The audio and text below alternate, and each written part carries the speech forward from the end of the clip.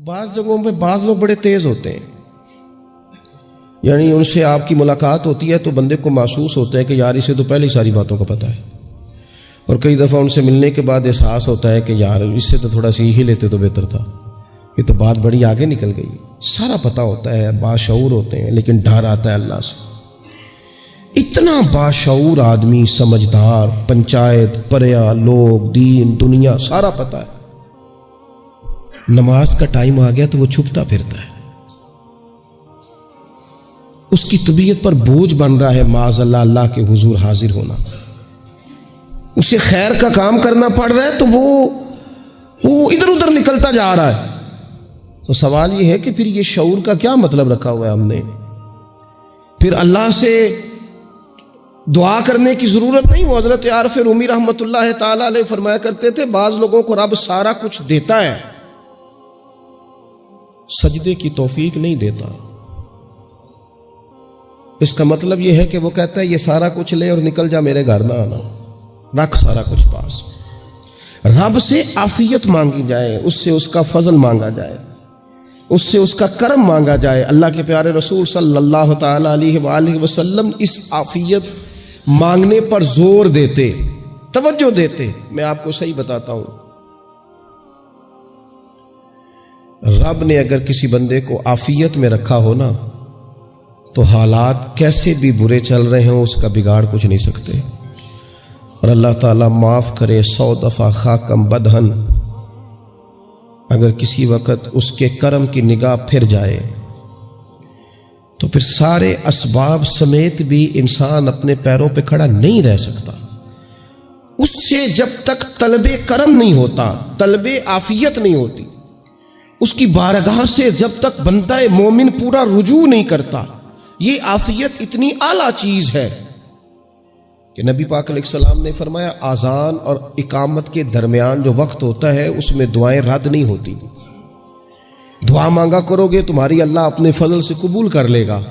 عرض کی یا رسول اللہ کیا مانگے؟ تو فرمایا عافیت مانگو رب سے۔ حضرت انس بن مالک حدیث کے راوی ہے رضی اللہ تعالیٰ عنہ، یہاں بھی فرمایا یہ عین قبولیت کا ٹائم ہے، اب اللہ سے عافیت مانگ لو، اس کی پناہ۔ ہم دعاؤں میں بھی محدود ہو جاتے ہیں۔ رب دا طالب کوئی نہ ملیا، جو ملیا طالب زردہ ہو۔ جب عافیت، ایک بزرگ تھے ہر وقت اللہ سے عافیت مانگتے تھے، ہر وقت اللہ سے عافیت مانگتے تھے، ہر وقت عافیت مانگتے تھے۔ لوگوں نے پوچھا، لوگ ان کو صالح جانتے تھے، نیک سمجھتے تھے کہ حضور آپ اور کوئی دعا مانگتے نہیں، عافیت ہی مانگتے ہیں۔ فرمانے لگے میں مانگا کرتا تھا شروع میں، بعد میں خیال آیا اور بھی دعائیں مانگا کرتا تھا، یہ احساس بعد میں نصیب ہوا۔ فرماتے میں مزدوری کرتا تھا، مال برداری کرتا تھا، ایک جگہ پہ ڈیوٹی کر رہا تھا تو تھک گیا، اور وہ جو کام لینے والے لوگ تھے ان کا رویہ بھی بڑا ترش تھا، تکلیف ہوئی۔ تو میں نے اپنے مالک کی بارگاہ میں عرض کی مالک اگر 2 روٹی بغیر مجھے مشقت کے مل جائے دن میں تو تیری بارگاہ تو بڑی کریم ہے۔ کہتے ہیں میں نے یہ دعا مانگ لی، ذرا میں تھوڑا آگے بڑھا تو 2 بندے آپس میں لڑ رہے تھے، میں ان کی صلح کرانے کے لیے، انہیں بچانے کے لیے آگے بڑھا تو میں جس کو چھڑا رہا تھا دوسرے نے میرے اوپر ضرب لگا دی، میرا بھی سر پھٹ گیا۔ تھوڑی دیر کے بعد وہاں پولیس آ گئی، وہ تینوں کو لڑنے والا سمجھ کے اٹھا کے لے گئے، مجھے جیل ہو گئی۔ 2 روٹیاں بغیر مشقت کے روز ملنی شروع ہو گئی۔ دعا مانگی تھی نا کہ یا اللہ 2 روٹیاں مل جائے نا بغیر مشقت کے، کہتے ہیں وہ 2 روٹیاں روز ملتی، کوئی کام نہیں کرنا پڑتا تھا، پر جیل ہو گئی۔ فرماتے ہیں میں بڑا پریشان تھا، روز روٹیاں پابندی سے آتی اور بہترین آتی، کھانا ملتا۔ پھر کچھ عرصے کے بعد میں نے سوچا کہ یار یہ دعا تو قبول ہو گئی نا تیری، اب تو اگر اس پر کوئی الگ بات کرے گا تو وہ تو غلط کرے گا۔ کہتے پھر خود ہی میرے دل میں اللہ نے بات ڈالی اور میں نے عرض کی مالک 2 روٹیاں نہیں، مجھے تو عافیت چاہیے، مجھے تو عافیت دے، میرے اوپر تو کرم فرما، تو نظر رحمت کر، جے ایک قطرہ بخشے مینوں، جے ایک قطرہ بخشے مینوں تے کام بن جاندا ہی میرا، مہربانی کر عافیت عطا کر۔ فرماتے پھر خدا نے کرم کیا، کہاں سے اسباب بنے میرے جیل سے چھوٹنے کے، کون کون میرے ضمانتی بنے اللہ ہی جانتا ہے۔ فرماتے ہیں دروازے بھی کھل گئے، رزق بھی ملتا ہے، صحت بھی میسر ہے، سجدہ بھی کر لیتا ہوں، سویرے تلاوت بھی کرتا ہوں، شام کو مدینے والے کی بارگاہ میں رج کے درود و سلام بھی عرض کرتا ہوں۔ میں ممکن ہوتا ہے تو کسی غریب کی داد رسی بھی کرتا ہوں. اب سمجھ آئی ہے. ربنا آتنا فی الدنیا حسنۃ وفی الآخرۃ حسنۃ وقنا عذاب النار. اب سمجھ آئی ہے رب سے جب بھی مانگنا ہے عافیت ہی مانگنی ہے, اس سے کرم مانگ. ہم نے محدود دعائیں رکھی ہوئی ہیں, محدود. وہ جی فلانا کام میرا ہو جائے تو بھئی وہ ایک ہو گیا, اس کے بعد پھر نئی ٹینشن بن جائے گی. نہیں, میں جی بچوں کی شادی کر لوں جی پھر میں فارغ ہوں. آپ شادی کر کے دیکھیں, لاگو پتہ جائے گا کیسے فارغ ہوتے ہیں. آپ یہاں رکتے کیوں ہیں؟ آپ خدا سے عافیت کیوں نہیں طلب کرتے؟ اس کی بارگاہ سے وہ کیوں نہیں مانگتے کہ جو ایک قطرہ ملے تو دنیا اور آخرت کے سارے کام ہو جائے؟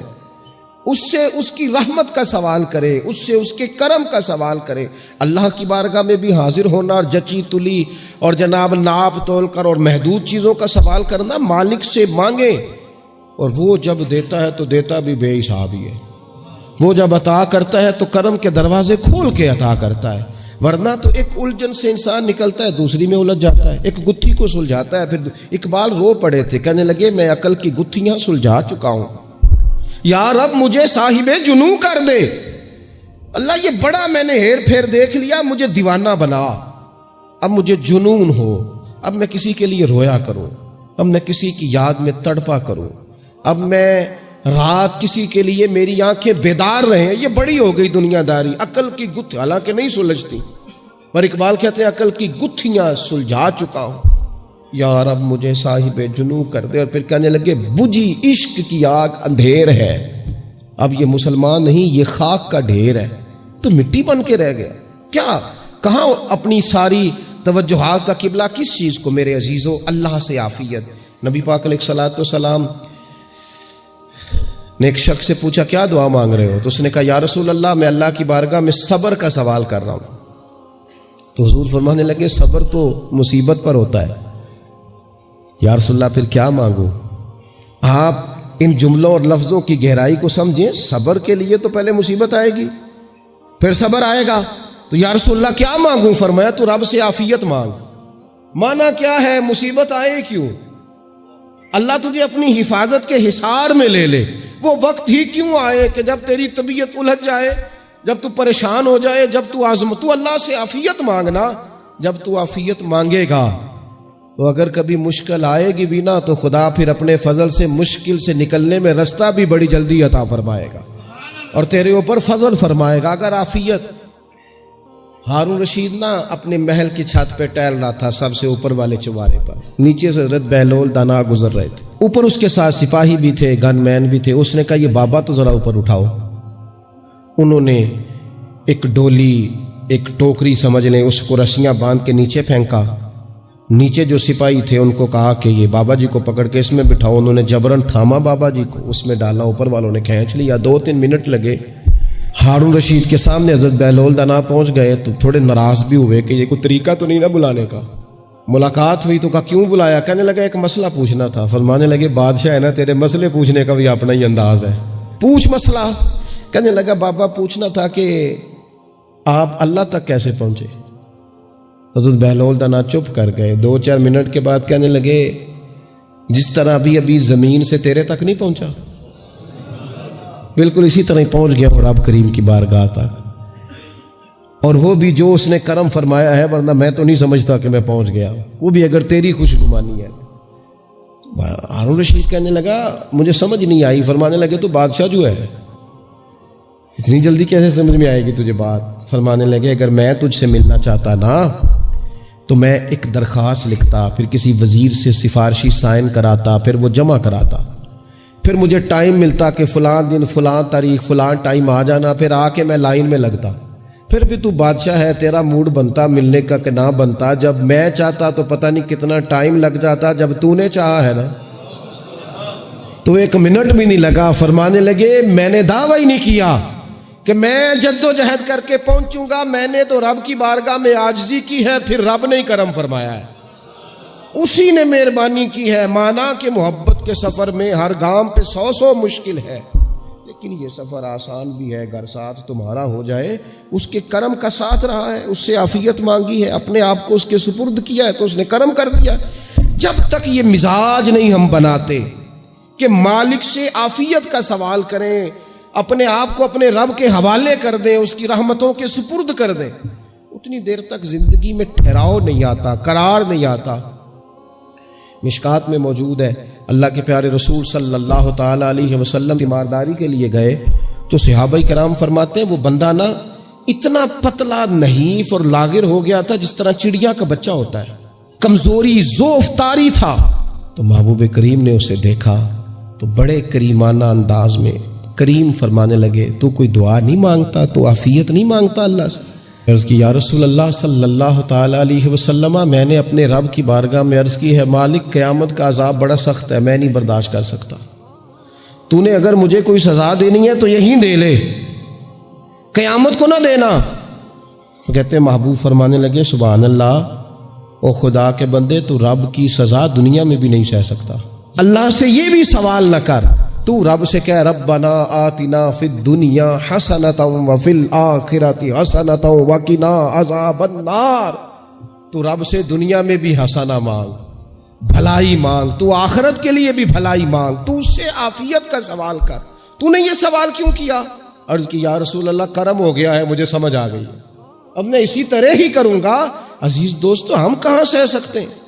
ہم دنیا میں رب کی سزا ہم نہیں سہ سکتے، ہم کمزور ہیں، تو گرمی نہیں سہ سکتے، شدید سردی نہیں سہ سکتے، شدت کی بھوک لوگ نہیں سہ سکتے، کوئی آزمائش نہیں سہ سکتے۔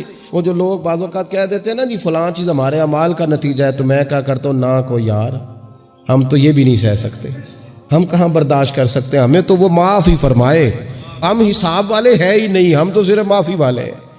ہم سے نہ حساب پوچھے، اس نے حساب پوچھا تو پھر تو بڑی مشکل ہو جائے گی، اگر اس نے حساب پوچھا تو بڑی رسوائی ہو جائے گی، اگر حساب پوچھا تو مشکلات سامنے دکھائی دینے لگ جائیں گی۔ ہم سے تو وہ درگزر والا معاملہ کرے، ہم سے تو وہ کہے جا میں نے محبوب کے صدقے تجھے معاف کیا۔